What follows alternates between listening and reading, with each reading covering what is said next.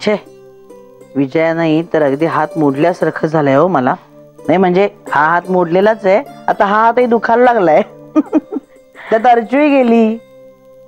बघितलंस ना, सगळे बोलतात बोलतात पण वाघासारखी काम करायला लागले की नाही अर्जू. ठरवणं महत्वाचं आहे, पण ठरवणार कोण, मनात आणणार कोण.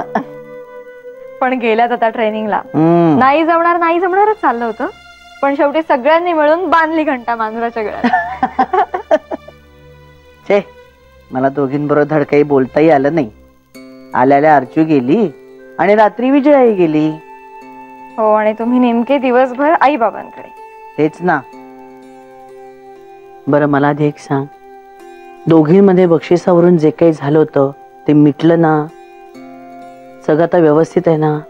हो माई, अगदी व्यवस्थित. मुळात आपल्या घरात ना असा दुरावा, अबोला किंवा गैरसमज राहूच शकत नाही जास्त काळ. सगळे मिळून तड लावतातच त्याची. खरंय तुझं. माझी ना एक आत्या होती, ती नेहमी म्हणायची, किती भांडणं करा, वादविवाद करा, हमरी तुमरी व्हावी, पण दोन माणसांमधलं पाणी स्वच्छ आणि वाहत असावं.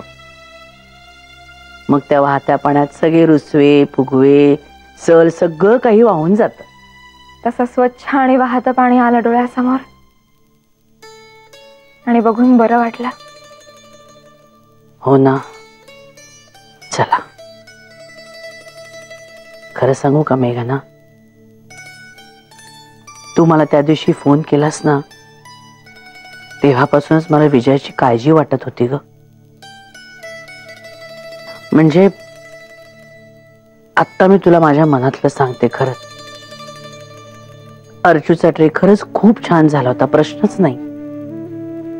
पण हा गुण ना खरं तर विजयाच्या अंगात आहे, त्यामुळे तिलाच संधी मिळायला हवी होती. आणि आपलं धानरट अर्जुला जेव्हा बक्षीस मिळालं ना, तेव्हा मलाही ते पचवणं जरा कठीण गेलं बरं का. तर विजयाला हे पचवणं कठीण जाणारच ना ग.